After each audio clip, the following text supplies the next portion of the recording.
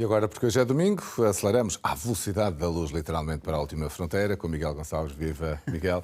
Mas começamos com um corpo celeste morto, uma estrela morta, mas que deixa uma assinatura parecida a um cometa. Explica lá. Ou resumindo, o coice auto-infligido, que é uma coisa bonita também logo para de manhã, logo para amanhã, num domingo. E esta história começa quando um grupo de uma equipa de astrónomos estava a olhar para um binário de estrelas, ou seja, um casal.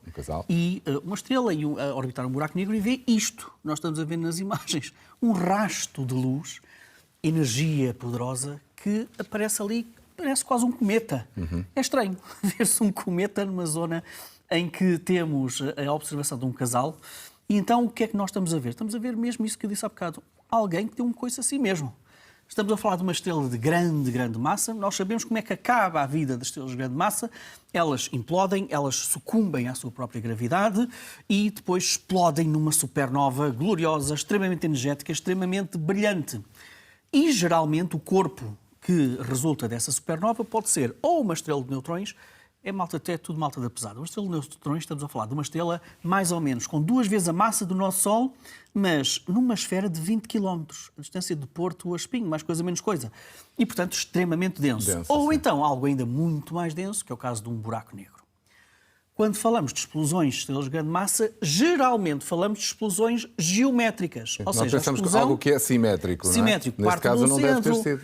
E, precisamente, olha, estás a ver, já podias ser quase astrónomo, e quando acontece uma explosão que pode não ser totalmente simétrica, então esse desequilíbrio dá-se em forma de coice. Foi o que aconteceu neste caso. O que estes astrónomos viram foi uma estrela de neutrões a girar muito rapidamente sobre si própria com um campo magnético poderoso, mais ou menos esta animação que nós estamos a ver, e quando isso acontece, quando temos uma estrela de neutrões a girar muito rapidamente sobre si própria, temos um pulsar, campo magnético poderosíssimo. E então, imagina que alguém está, de preferência com muito cabelo, está dentro de um carro, abre a janela e põe a cabeça de fora. O que é que acontece ao cabelo? Vai para trás. Claro. É o que acontece aqui. O campo magnético, ao interagir com o espaço e com as partículas do espaço, cria também uma espécie de uma cauda. Ele corre a uma velocidade absolutamente doida e cria aquilo que parece um cometa, uma espécie de uma nébula também à sua volta. Isto é extraordinário, Daniel, porque nós só conhecemos 4 casos deste tipo, de uma explosão assim assimétrica que dá origem a este coice. Há números sempre que impressionam. Por exemplo, qual é o tamanho daquela cauda que nós estamos a ver? Aproximadamente 40 anos-luz. Para teres uma ideia, o raio do Sistema Solar é de aproximadamente 2 anos-luz. Portanto, isto estamos a falar de 40 anos-luz. Mas mais do que isso, os astrónomos conseguiram, na mesma foto, descobrir de onde é que partiu esta estrela de neutrões, este pulsar. Portanto, têm também uma foto do local onde se deu esta explosão, que criou também uma espécie de um remanescente de supernova com 43 anos-luz de diâmetro. Já agora, a velocidade a que se encontra este fruto deste coice, 320 a 300... Não, velocidade com que foi o coice deste pulsar, 320 a 360 km por segundo. Com esta velocidade não vai fugir da Via Láctea, não vai. Está dentro, está abaixo do valor de escape, mas não deixa de ser uma velocidade absolutamente extraordinária. Mas realça aqui, de facto, Daniel, é apenas o 4º caso que conhecemos.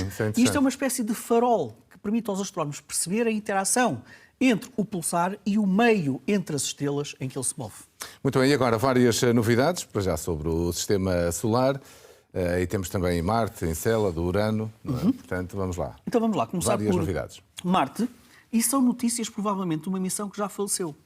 Estamos a falar do rover Zhurong, é o rover da Agência Espacial Chinesa que aterrou na chamada Utopia Planitia e que ele já devia ter acordado depois do período de hibernação, não acordou.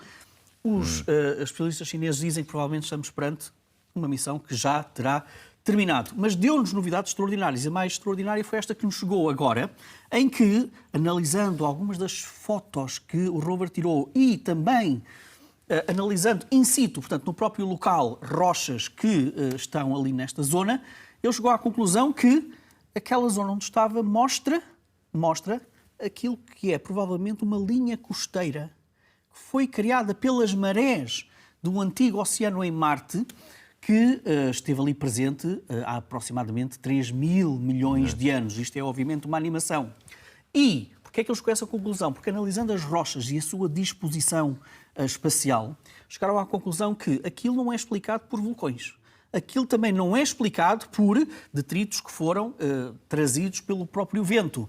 E, portanto, analisando a morfologia, é em tudo, Daniel, muito parecido precisamente com o movimento das marés no nosso planeta. O que é que cria o movimento das marés no nosso planeta? É a relação gravitacional entre a Terra e a Lua, também um bocadinho o Sol. Marte tem 2 luas minúsculas, muito pequeninas, muito mais pequenas que a Lua do nosso planeta. E, portanto, as marés que são criadas, ou que foram criadas precisamente em Marte naquela altura, são muito mais finas, são muito mais difíceis de detectar, são muito íngremes. E, portanto, não deixa de ser um resultado curioso que nos atira novamente para a ideia de um Marte úmido, com condições propícias à vida, num passado distante. E vamos ver se as próximas análises e, sobretudo, se as próximas missões que vão recolher rochas de Marte para trazê-las para a Terra suportam também esta teoria de um Marte aquoso, e tudo parece indicar que sim. Mas vamos continuar sobre a senda da água, digamos assim, para darmos um salto até Saturno. Encélado. Perto de Saturno. Encélado é uma das luas de Saturno e é uma das luas mais excitantes do Sistema Solar, porque nós temos a certeza que por baixo daquela camada de gelo à superfície repousa um oceano de água líquida salgada, Daniel, em tudo parecida com os oceanos que nós temos na Terra. E estas imagens são notáveis porque são imagens obviamente, do telescópio espacial James Webb, e que nos mostra mais uma indicação da prova desse oceano.